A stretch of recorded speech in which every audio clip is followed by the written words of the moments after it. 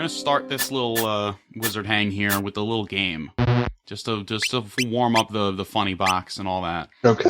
So we're gonna try and form a sentence, but we're gonna go one word at a time. So you're gonna say a word, I'm gonna say a word, and we're gonna go back and forth until we have a complete sentence. Oh, okay. We're not just gonna say guilty verdict or innocent verdict. All right, I'll let you start. Pants. That's so weird. I was on a call yesterday and the guy said pants.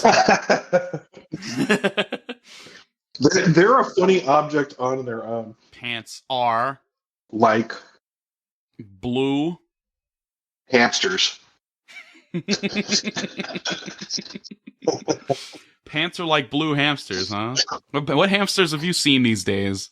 Well, you know, I own Kansas spray paint, and there's a real hamster problem in my neighborhood, so, yeah. You know what? That's good. It's at least you're not killing gnomes. I'm glad that you've changed your ways.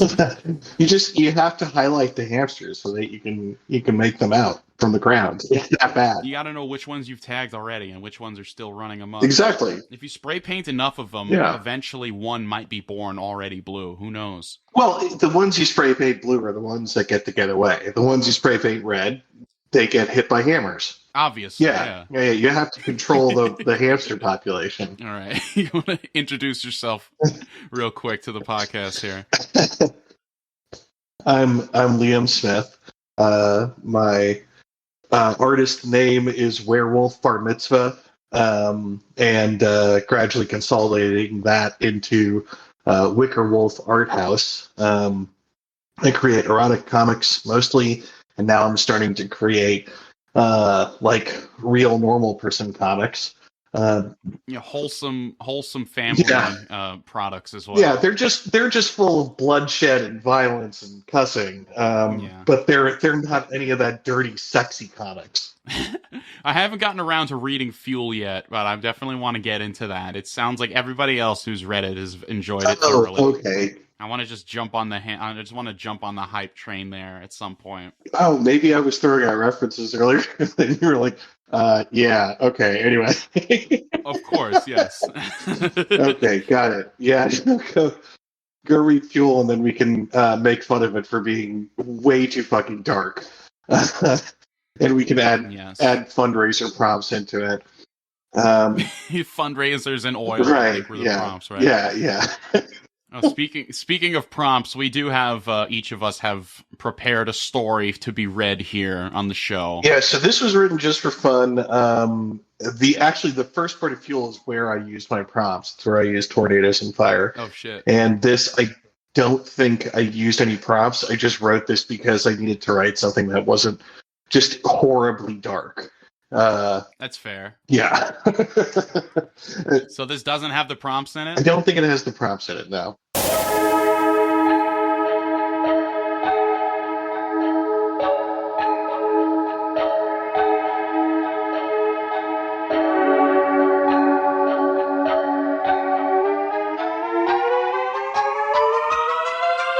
I call last, so okay. You can start us off here with your tale. All right, you ready? Yeah, I'm fucking ready. Okay, let's do it. You're fucking. Oh, good. All right, we're going into this with a full-fledged fucking. Welcome to Yonkers is the title of this piece, and I'm gonna try.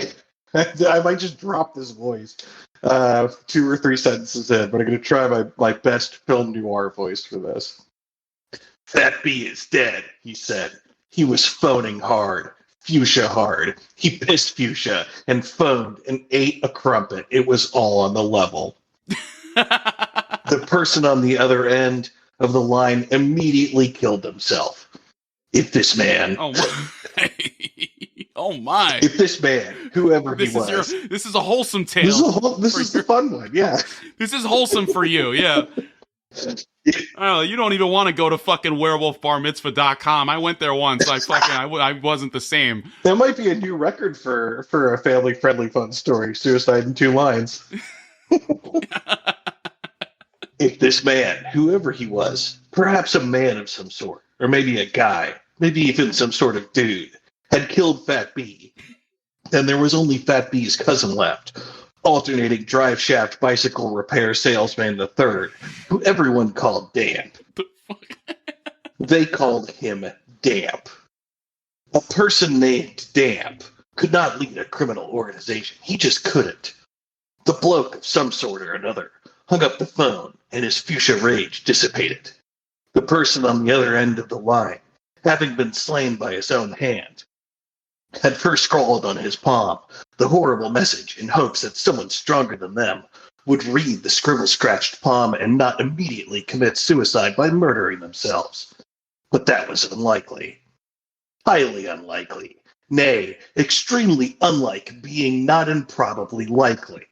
If we're talking about likelihood, what was likely was that with Fat B's death, the gent on the other end of the phone had in fact doomed Fat B's entire criminal organization to a rampant chain of suicides that wouldn't stop until Damp read the last scrawled palm, and didn't commit suicide because Damp actually had some pretty strong self-confidence which couldn't be shaken by such a thing, and would in all likelihood open a bicycle repair shop that sold alternating drive shafts or something. He was experienced with knowing about hearing it could be done from someone who existed at a place that also occurred at a time. The single Y chromosome holder that made the call stepped out of the phone booth and put back on his hat, which was a lamp, and turned it on so he could have some visibility. What the fuck? The other people with hat lamps in the area were disgusted with this flagrant use of his lamp, which was only to be used on days without fog, and today was especially foggy.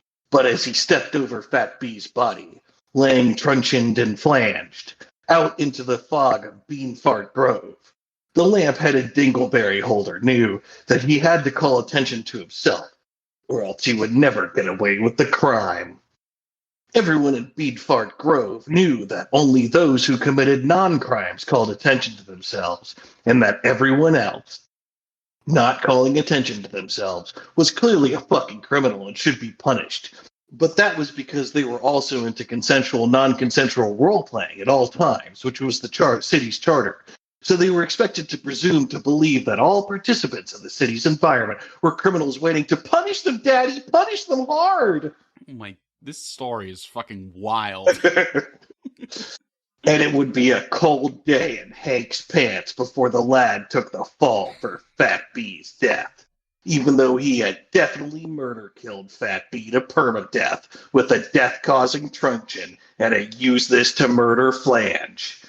His name, this pal, this boyo, this person of male origin? No. No, that's his name, is No. I know it's confusing that his name is No, but it really is his name. Is No. No, really, it's No. It's No, I'm serious. No, I mean, you could ask him. No, like, yeah. You can ask him to change the name. It's a family name, and he's proud of it. He'd probably say no. So we're going to have to abide by that. Wait, what? He's totally okay with us changing the name for the sake of clarity of the story?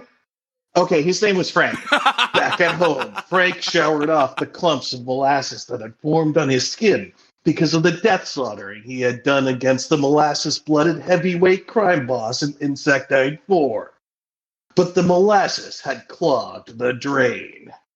He was using a drain snake to unclog it, and did so while being very naked and trying not to be bitten by an extremely myopic serpent obsessed with getting into small, narrow places.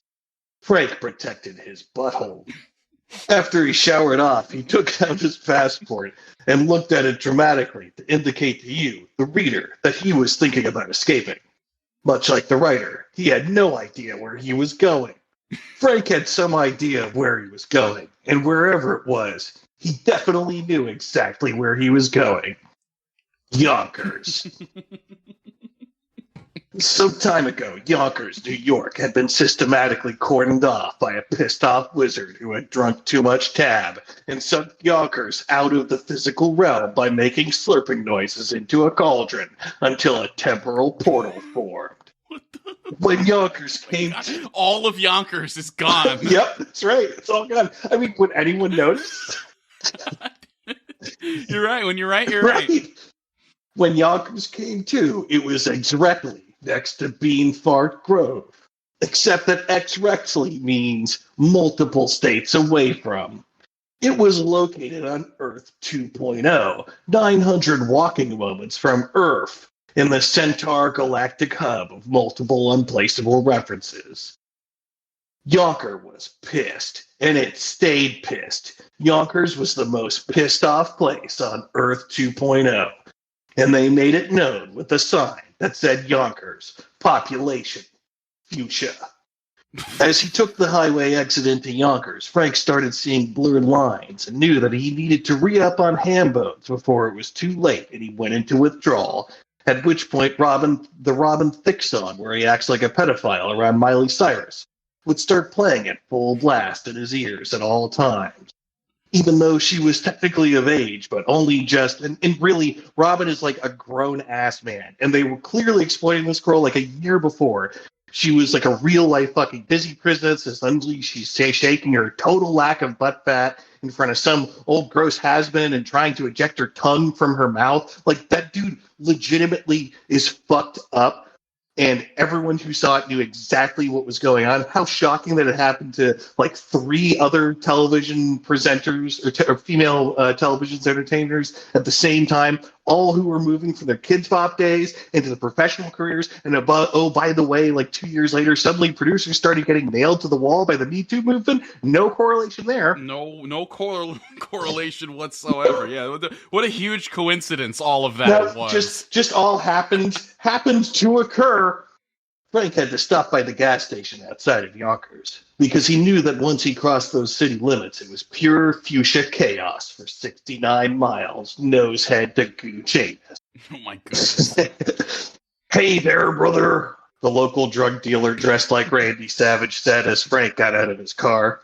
Frank greeted the man with a long, passionate French kiss in which he attempted to touch the man's tonsils with his tongue. Oh my goodness. What a way to greet somebody. Right outside of Yonkers, it's like ridiculously intimate. The classic Yonkers greeting. Yeah. Their teeth ground against one another as they embraced passionately. He felt one of the drug dealer's sausage fingers squimping. Yeah? Squimping? Yeah? Up into his butthole. See, without context, you knew exactly what it means. It's not a real word. It is now, but it wasn't a moment ago. Squimping into his butthole. Like, yeah, that's that. Exactly what you know what it is. Yeah. There you go. New word invented on your podcast in real time. New vocab words. I love this. It's like Dr. Seuss, like just inventing words wherever they're needed. Now we can put that into the dictionary. That's how this legally works. Yep. Once Frank had licked the stench of pie. In relation to one's butthole. Right, exactly. Yeah. Insertion just for buttholes? Or, I don't know. We're going to have to explore that with later uses of squimping. Yeah. Once Frank had licked the stench of pie off the drug dealer's throat nads, they separated, and Frank got down to business. I need your biggest ham bones. Hey there, brother, the drug dealer said, and opened up his coat to reveal his penis. Then he showed Frank the trunk of his car, where he had several ham bones stashed for perusing customers, who read books with eyes for detail, given that they were perusing and not skimming. I'll take the one with the hook on the end. Oh, sorry, hang on. Let me do this again. I'll take the one with the hook on the end, Frank said, his voice a low falsetto. Hey there, brother, the drug dealer said, and took out the foot-long ham bone, stuffing it into Frank's rectum with extreme prejudice against South Asians, something Frank did not support as a Pan-Africanist. I mean, we can go into details behind Frank's support for Pan-Africanism and how it correlates to his cross-cultural support for South Asian movements and independence, but generally you should know that he did not conflate the two and did not originally come from the African state of Pan, which doesn't exist on Earth, but it does on Earth 2.0. Of course, as we all know. The new planet. Just an author's note. I mean, most people know it, but you have to specify. Yeah, we all know this. We all know this. Already, right, yeah. Those of us who stay up with current events, at least. The ham bone fit ripely and gave Frank a sense of pathological preconditioning towards purchasing air conditioning units that were on sale because of malfunctioning temperature control knobs. It felt good to be normal again. Frank paid the drug dealer promptly by painting his toenails beige, to which the drug dealer said, "Hey there, brother," and Frank got back on the road. Frank pedaled his tricycle into Yonkers. The car sparked across 3 handicapped spaces. I'm sorry.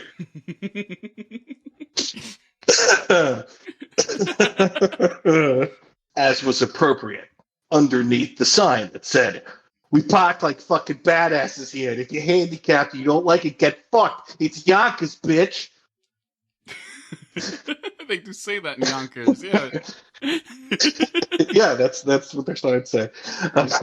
The classic slogan. It's the town slogan, I think. Yeah. There's signs all over the place. You can even get what do they call it? License frames, right? That have that on it. Mm-hmm. "Hey, fuck you!" yelled a native as Frank headed into the motel. The typical Yonkers greeting. "Eat my shit, you goddamn cocksucker!" Frank yelled back in a tone that could only be described as apoplectic or future. "I'll fucking murder your family, you cockroach scum-sucking piss boy," the stranger replied, and Frank knew everything was okay. Nobody suspected a thing. All is normal in Yonkers. Yes, this is all on the level. This is all everything. Normal Yonkers behavior, yeah. Yeah. Scum-sucking piss boy is a typical, how you doing, buddy, for young people. Yeah, how do you do? Yeah. As he checked into his motel, he looked into his wallet and pulled out a crumpled piece of paper on which a laser printer had printed the word "bowels" in varying text that described the face of his boyfriend, Frank. Yeah, his boyfriend's name is Frank, and we really can't change that because the man is proud of his name. It's a family name, so we have to respect it. Mm-hmm. Wait, what? He's okay with us changing it? Okay. His boyfriend's name is Martha. Oh, shit. Frank looked at Martha's picture and cried tears of pure tears. Almost done, Chris. Okay. I'm enraptured. Keep going. I wrote this for myself, you can tell. Mm-hmm. "I'll get back to your head face, Martha. Once this all blows over, Why are you talking to a piece of paper?" the maid asked Frank. She had come into the room, even though it wasn't cleaning time, and he had put a sign on the door that read, "Do not be making foot gestures of going inside this area place currently." Sign on the door. "Wait," Frank said. "I know thee." It was Fat Bee's primary assassin.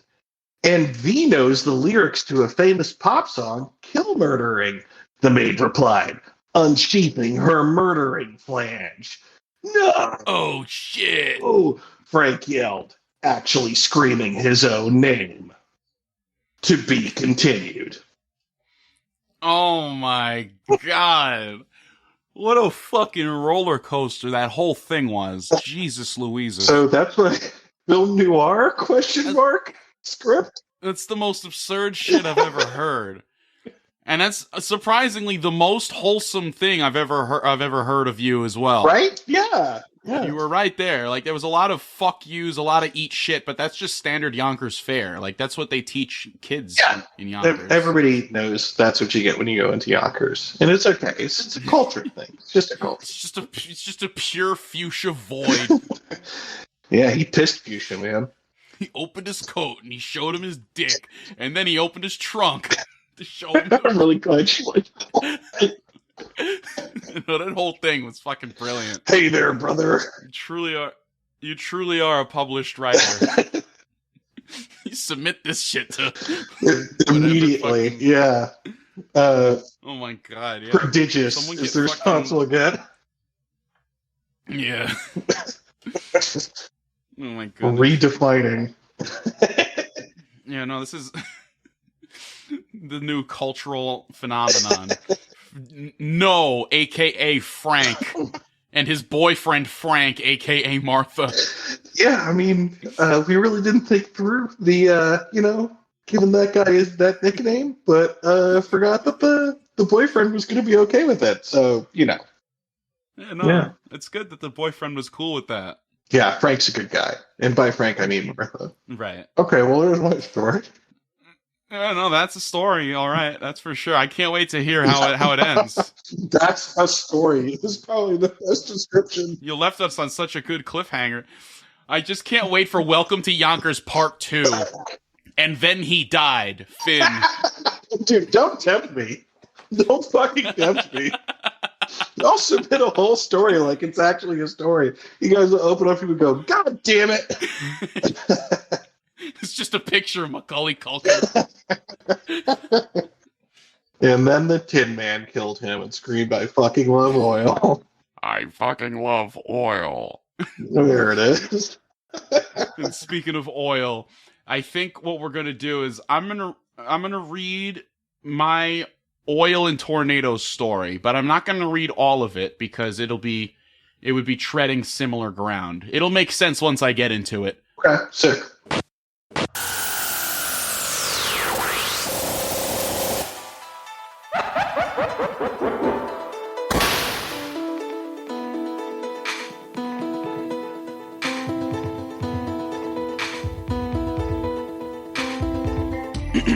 All right. I'm fucking ready. So previously on Wizard Hang, I had read a story to Ace called Home Alone 11, These Edibles Ain't Shit. Oh, hell yeah. And this was, as you may have heard from the classic Wizard Hang 24, I think, 25, one of those. It was the Princesses and Disasters episode. One of the big plot points was that a good third of the story was skipped as a joke.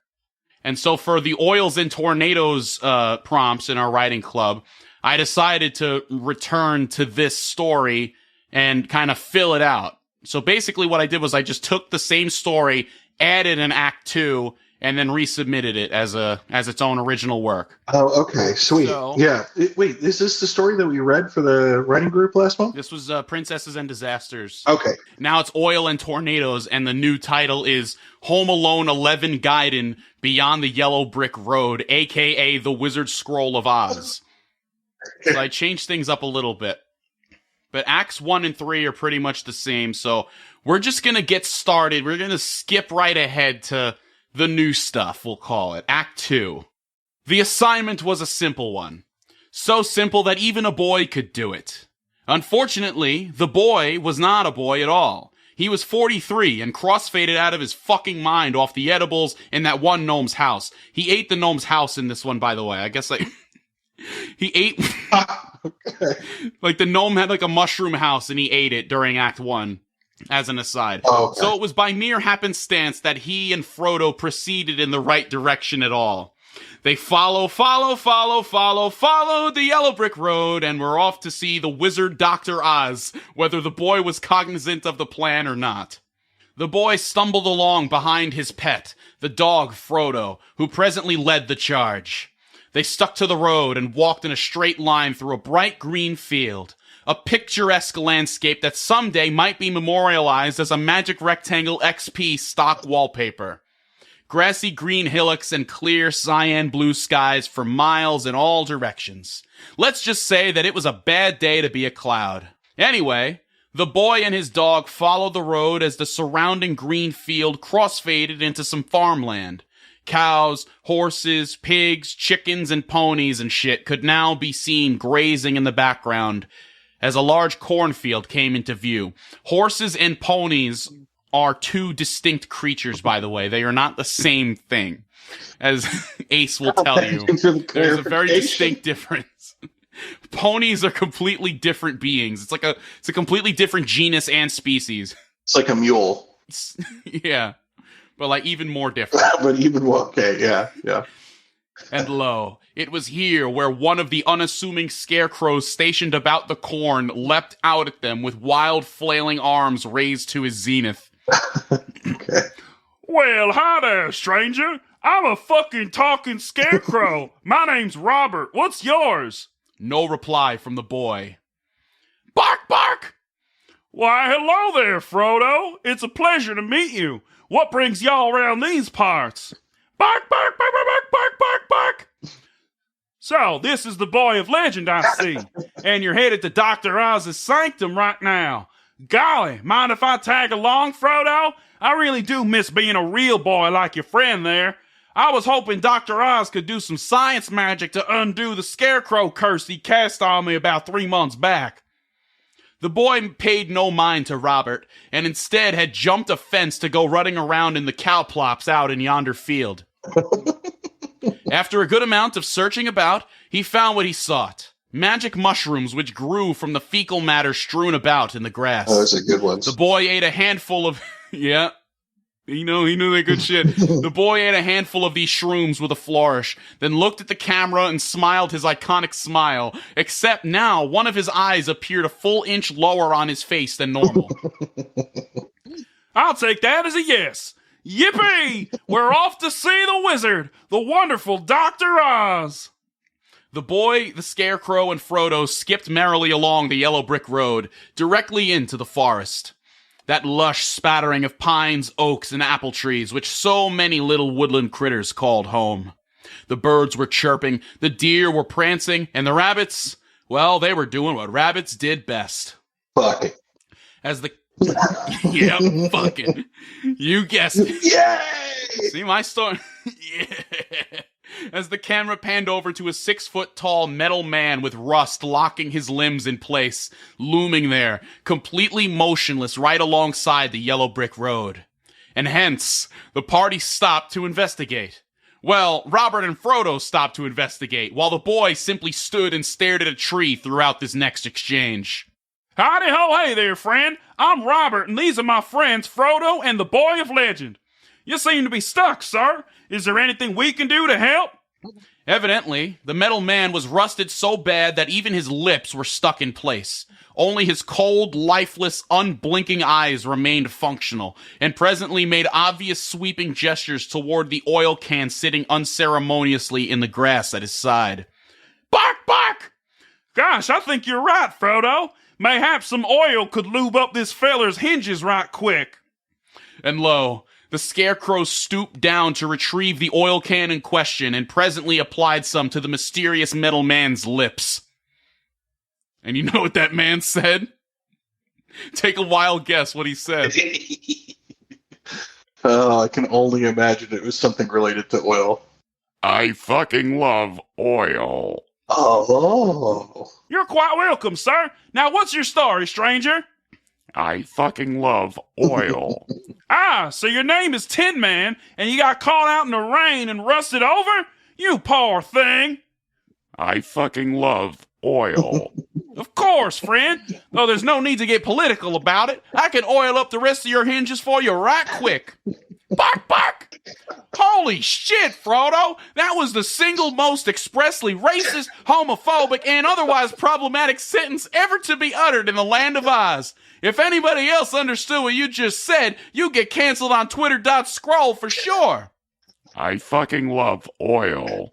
Why, yes, Tin Man. I'm glad you asked. Frodo, the boy, and I are headed to Dr. Oz's place to get our wishes granted. You can tag along if you'd like. I fucking love oil, he said as he spontaneously transformed into a car. Oh, that's wonderful. Tin Man's classic ability. Everyone knows he's able to do that. Yeah, just Herbie love bug himself into a car for no reason. Yeah, exactly. Right, yeah, I remember that from The Wizard of Oz. Yeah, it was a big part of it. Yeah, of course. Driving the yellow brick road with a Tin Man. Tin Man's in public domain now. I can do whatever the fuck I want. Fair enough. Yeah. It's like Winnie the Pooh, like when they made that horror film about the guy who's Winnie the Pooh now and he just wanted to kill people or whatever. Oh my god, that's what that was about. I heard a reference to that recently. I had no idea what that was. So Winnie the Pooh entered public domain and then they turned it into a horror film. Yeah. That's amazing. That's amazing. I'm doing the same thing for Tin Man. driving the yellow brick road. Yeah, now in car form, Tin Man closely resembled an old Ford Model T, except his face was the steering wheel. Robert and Frodo piled inside promptly, and the party was ready to embark, though they had almost forgotten about our beloved main protagonist, the boy, who evidently had wandered off into the woods unsupervised. After several hours of searching, the rest of the group found him floating face down in a nearby pond. The party proceeded along the yellow brick road as the boy, no worse for wear, honked Tin Man's face like a car horn. I fucking love oil. Okay, so face down really didn't do him any. He just kind of like pressed on his face. Like, imagine, Werewolf, that like someone like touches your face and then you just say, I fucking love oil, is what happened. Like, there's no horn. There's no horn here. Is it louder than usual or the exact same volume? No, it's just him saying it. That's the horn. Fantastic. Okay. Yeah. Presently, they came to a fork in the road, though the yellow bricks continued both ways. To their left, a nice, pleasant path full of sentient stuffed bears and butterflies and rainbows and shit. The setting sun on the horizon coloring the sky all sorts of yellows and pinks and purples on a nice gradient. Lightning crashed in the background for added effect as we pan over to the path on the right, to where a dark, smoky miasma filled the air, shrouding the already dark, evil-looking woods in another layer of darkness. All right, gang, looks like we got ourselves a pretty obvious choice here. A nice cruise along the countryside, or certain death in those dark woods. All in favor of the left path? A lone tumbleweed rolled across the yellow brick road, and crickets could be heard in the background as well. Opposed? I fucking love oil. Bark, bark, bark, bark, bark, bark, bark. And then the boy says a picture of his face. Is it the smirk? Yeah, it's you know what picture it is, but like I wrote in the script, I wrote the boy : quotation mark the picture and then end quotation marks. Right, because we all know what picture that is. Yeah. It's a fucking emoji in our Discord server. Right. What? Why not the pleasant path? Don't those dark woods give you fellers the creeps? I fucking love oil. Tin Man, just because the dark woods are dark like oil doesn't mean there's oil in the dark woods. All that's probably in there is some lions and tigers and bears and Orc J. Simpson and fucking dragons and fucking gnomes and dwarves and fucking baseball player and fucking other shit that'll eat us. I say we go left. Bark, bark, bark, bark, bark, bark, bark, bark, bark. What do you mean, who made me the boss? I'm the only one who can fucking talk. Of course I'm gonna lead. I fucking love oil. Before the argument could continue, Tin Man drove himself directly into the dark, oil-colored woods, much to the abhorrence of the Scarecrow, who now sat in silent, begrudging acceptance. I mean, to be fair, I am, as a jaded policy analyst, looking at that choice and going, well, actually, the obvious choice is just to go into the dark woods, because the other choice can't exist, right? It's too good to be true, and you just look at it and you go, no, there's a horrible catch to that. Like, yeah, no, those sentient stuffed bears are fucking evil. They will eat you. Yeah. It's like a Five Nights at Freddy's scenario. Like, if you are not one of them, they will fucking stuff you into a suit and fucking kill you. Yeah, what order. They're hiding under that fur are 2-foot spiked penises. For sure. Oh, God. Like, just got the fact sounds like something straight out of WareWolfBarmitzvah.com, baby. What? What are you talking about? I don't put spikes on my creatures' penises. Not on the penis, but elsewhere. The party traversed blindly through the dark and spooky woods. It was so dark in them thar woods that it would make yo mama say, gee, it's kinda dark. Did you bring a light? And then yo daddy would turn to look at the camera and say, no. Fortunately for you, dear listener, Tin Man is not your father. So presently, he activated his trusty oil lamp headlights to shed some light on their situation. But alas, the darkness was still positively overwhelming. They had gone from like no sight at all to like 3 feet of viz at most, but that was about it. Sheesh, it smells like a Snooposaurus Rex concert in here. I say, it's so dank in here, it's almost as if someone or something is continuously hotboxing this here forest. That would be me. The dragon's booming voice bellowed upon the party from behind. They turned to see a 7-foot-tall dragon leering down at them as he spread his wings wide and blew some of the smoke away with one mighty flap. The party could now see their assailant, a large orange dragon with bloodshot, drooping red eyes, blasting streams of smoke from his nostrils with each and every exhale.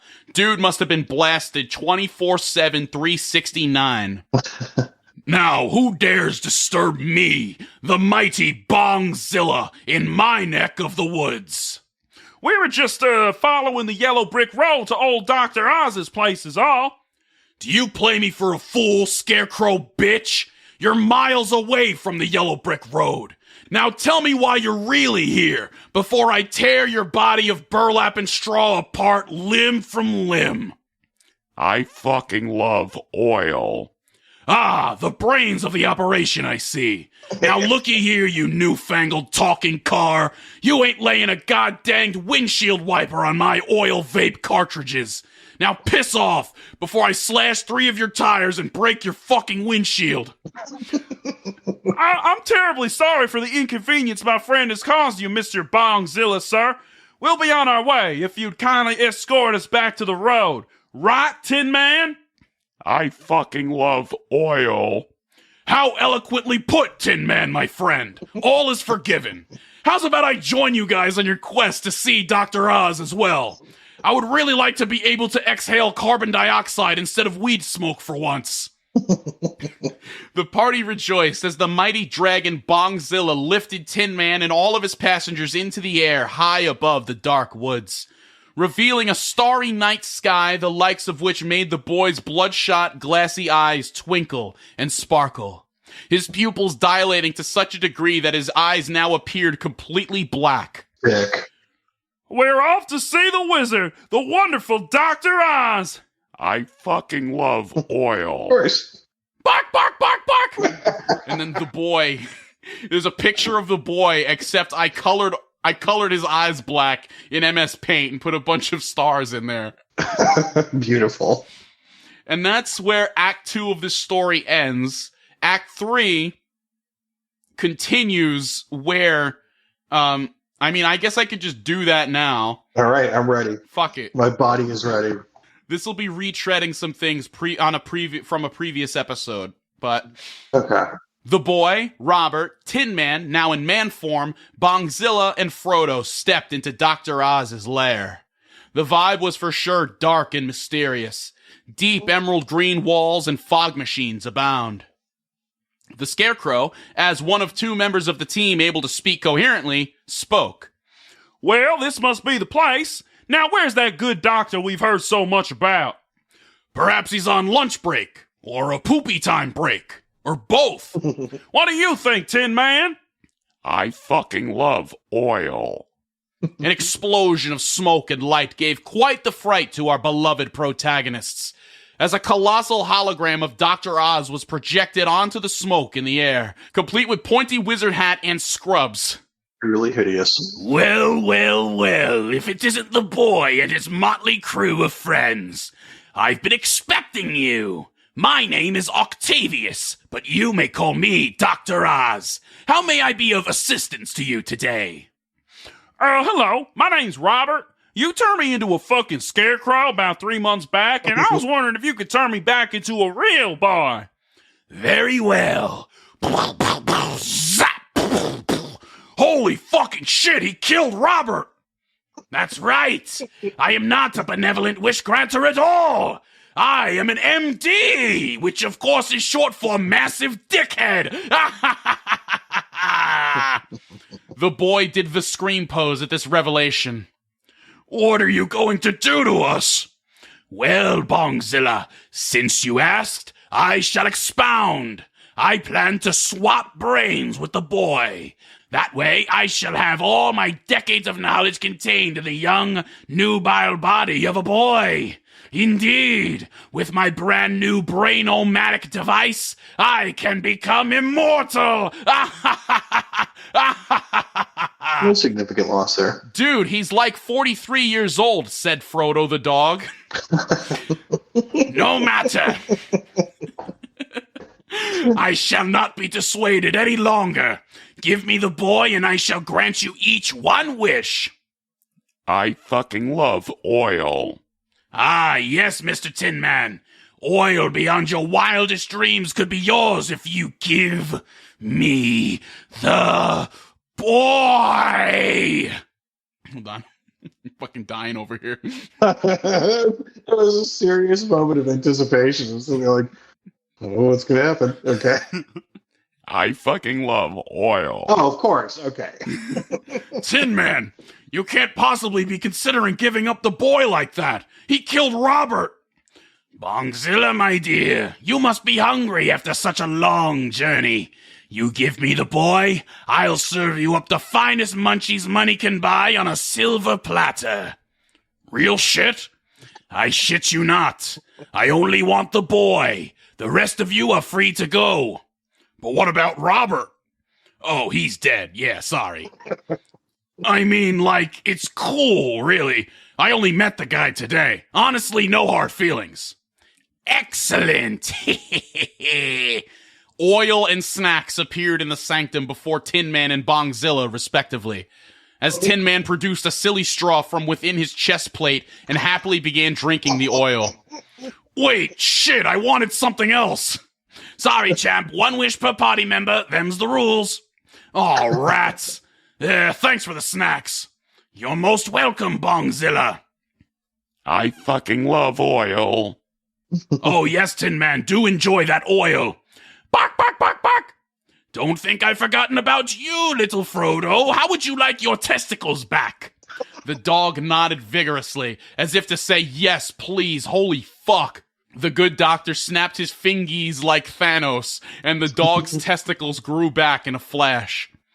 And lo, the trio was off. Tin Man, Bongzilla, and Frodo happily absconded from the sanctum with each of their respective wishes fulfilled.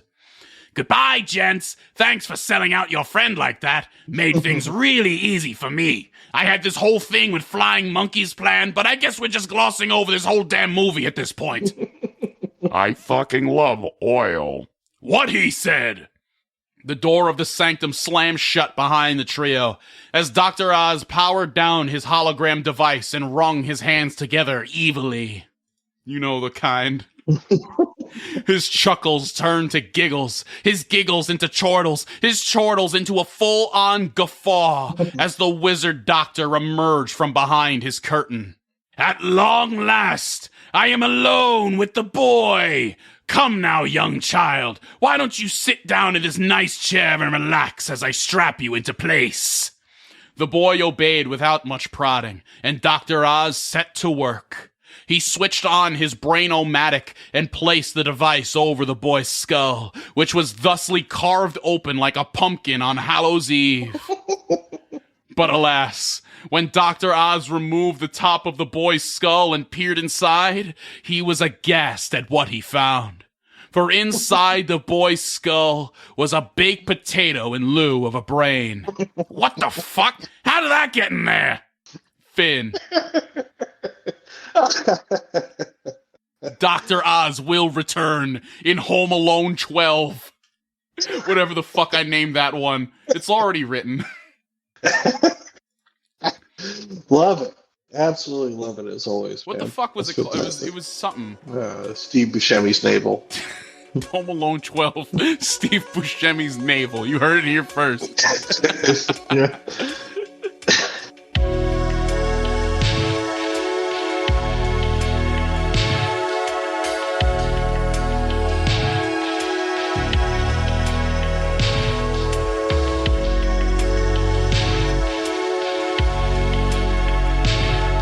Yeah, you've had us read iterations of that in the past. I love that the one I missed it the last time that I had read this. The line from Toto, not Toto, his dog. What was his dog's name? Frodo. Frodo, yeah. He actually had a line. I forgot about that. That was fantastic. That was in the original, too. That was in the Princesses and Disasters version of this, and it was here now. Oh yeah, no, I just glossed over it when I had previously read it. I didn't realize that the line had come from Frodo, right? Like I read the line and automatically assumed it came from the dragon or Like Tin Robert or Man. something. Yeah. Mhm. Oh no, just the dragon or Robert. Yeah, they come from Tin Man. I did find it. I found is Home Alone 12 Return to Oz. Okay, all right, gotcha. The next one's just going to be about the prison, right? What's that? Oz, the prison, the series from HBO. So old series. Never mind. It's not that Oz, but I don't want to spoil too much. But the prompts for that one were talk shows and a picture of Macaulay Culkin. Right, okay. That's fantastic, dude.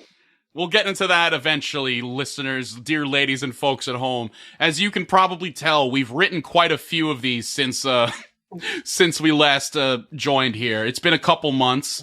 We've been writing this whole time. It's just I haven't been recording Wizard Hangs because I was working on season 1 redone this whole time.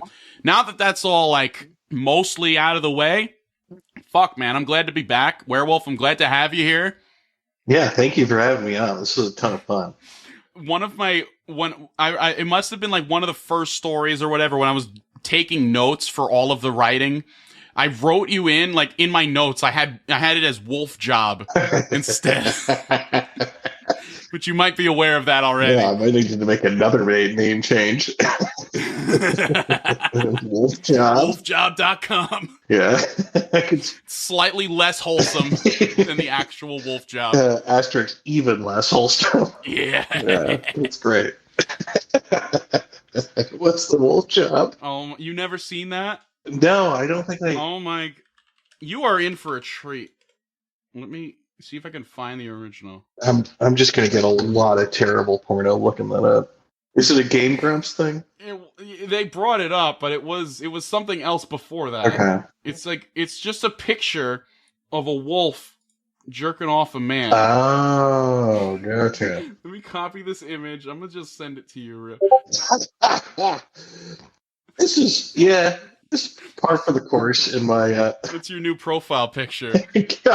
I could easily just drop that in as my profile picture in my weird ass fetish community. Like this is par for the course. Oh, they would love it too. Yeah. Like there's somebody who was commissioned to create that, and they fucking were all like, whoever commissioned that was all about it. I have seen like 1,000 different iterations of things like this.